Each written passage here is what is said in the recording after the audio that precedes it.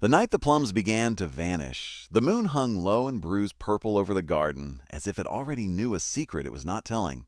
Peter Rabbit crouched beneath the old gooseberry bush, paws pressed into the cool soil, heart tapping a quick warning against his ribs.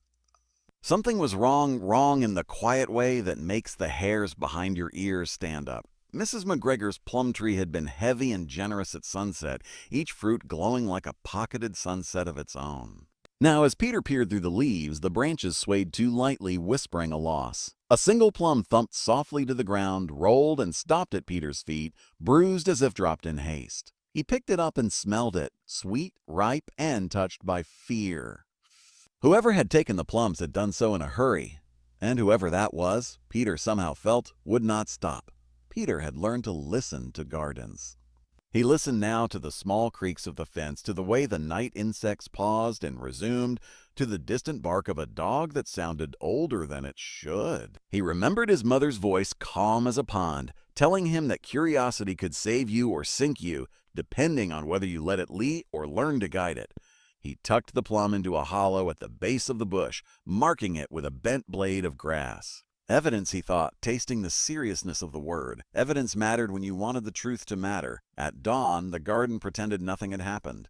Dew clung to the cabbage leaves. Sunlight stitched gold into the air. Though Peter gathered his friends as if for a picnic, Benjamin Bunny with his careful eyes, Lily Mouse with her quick thinking, and old Mr. Tortoise who remembered more gardens than anyone alive. Peter spoke softly because mysteries like seedlings break if shouted at. He told them about the light branches and the dropped plum. Benjamin's ears twitched. Lily frowned and counted the plums still hanging. Mr. Tortoise closed his eyes and listened to the soil itself. "This is not hunger," he said at last. "This is need wearing a hurry. This is need wearing a hurry." By noon, the news had spread without words. Squirrels paused mid-leap. Blackbirds argued louder than usual. Mrs. Tiggy Winkle sniffed the breeze and tutted. Someone or something was stealing plums not to feast but to hide. Peter followed the faint trail of purple fingerprints along the fence, each mark smudged like a thought, half finished. The trail ended at the narrow path near the brambles, where the light thinned and the air grew cooler. Peter felt the hook set then, tugging him forward with a promise and a warning. Follow, and you would not be the same. The brambles bit at his jacket, but Peter did not turn back. He remembered the dropped plum, the fear in its bruise, and he remembered being small and needing something more than food, needing proof you could fix what was breaking.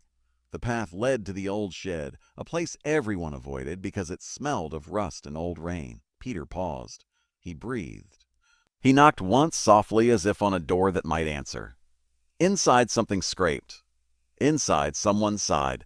The door creaked open just enough for an eye to appear, wide, bright, and wet with worry. It was Oliver Stoat, thinner than Peter had ever seen him, his fur dulled by nights without rest. The shed behind him was piled with plums, stacked carefully on cloths, torn from old sacks. The sight stole Peter's breath. Oliver's voice shook when he spoke. "I was going to put them back," he said, the words tumbling. "I just needed them safe. I just needed time." Peter wanted to be angry. He felt the shape of anger rise in him, sharp and ready. But then he saw the cloths, how they were folded to cushion each plum, and he heard the word safe, and he remembered Mr. Tortoise's voice. "Tell me," Peter said, "because sometimes justice begins with listening." Oliver told his story in pieces, like plums shared carefully so none would bruise. The river had flooded the Stoat burrow downstream, washing away stores and warmth. Winter had been late, but not kind, and sickness had crept in like fog. The plums were not for eating, not yet, but for trade, for medicine leaves from Mrs. Tiggy Winkle, for nails to fix the burrow door before the next rain. Oliver had stolen because asking felt heavier than carrying guilt alone. When he finished, he looked smaller than ever, as if the truth had cost him weight. Peter closed his eyes. The garden seemed to lean in. This was the moment, the tight knot in the middle of the rope. If he shouted, the garden would choose sides and split. If he stayed silent, the theft would stain everything it touched. He thought of the plum at the bush, waiting to be claimed by the truth. "We will make this right," Peter said, surprising himself with how steady he sounded. Together. They worked until the afternoon bent toward evening. toward evening. Peter fetched Benjamin, Lily, and Mr. Tortoise, and then others came. Mrs. Tiggy Winkle with her baskets, the blackbirds with their sharp eyes, even the squirrels who pretended not to care but counted everything twice. They decided what could be returned at once and what could be offered openly. They wrote a message in the dirt for Mrs. McGregor, not words, but a careful row of plums left on her step, each polished, each honest, and they planned a garden gathering, not a trial but a telling. When the gathering began, the air trembled with expectation. Peter stood before friends and neighbors and told the story without dressing it up. He spoke of fear and hurry, of need and listening. Oliver stood beside him, shaking but present. There were murmurs, then questions, then the slow miracle of understanding.